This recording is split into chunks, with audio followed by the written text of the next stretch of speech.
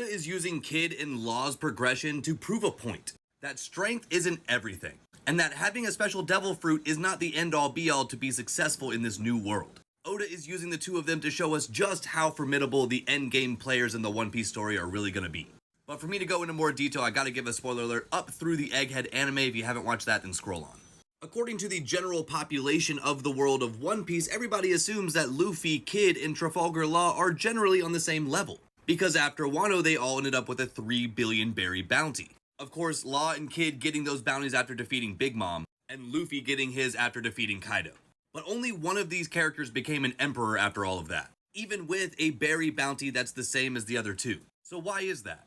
I believe that this is Oda showing us that even though Law and Kid were able to work together to defeat Big Mom, a Yonko, they still are not prepared for the threats to come in the endgame of One Piece. Up until this point, Kid has some very impressive feats. First off, we know that he's encountered the red-haired pirates at least once because that's where his left arm went. And after the first time that Kaido beats Luffy, Kaido admits that Kid also has Conqueror's Haki, which means that Kid has access to all three types of Haki. But not only that, he's an awakened devil fruit user. And with the help of Law, he was able to use that to send Big Mom into the core of the earth. So with accolades like that, how is this guy not ready for what's to come in the end game of One Piece? Well, it's because strength isn't everything, and Kid's focus has been off this entire time.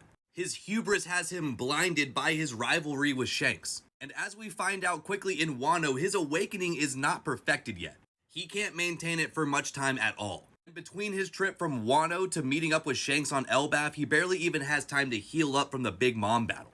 But he still makes the choice to confront Shanks even if he may lose it all. Shanks is considered the god of Haki users in this world, at least at this point. And again, with everything we've seen from Kid, he probably has some of the highest potential of any character in this show. But instead of taking his time training and building proper alliances within this world, he is just wanting to go straight for the goal that he is dreadfully unprepared for. If Kid took some time to actually train his Haki and use it more effectively in battle and master the awakening of his devil fruit, this fight could have gone very differently. I'm not saying that he would have won against Shanks, but I don't think it would have been as decisive as one blow and that's it.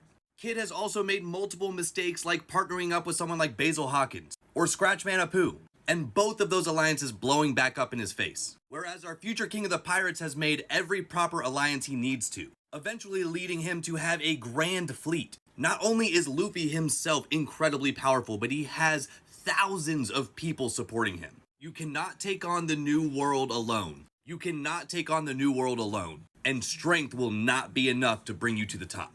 And Kid is the prime example of that. But the real question is he still alive?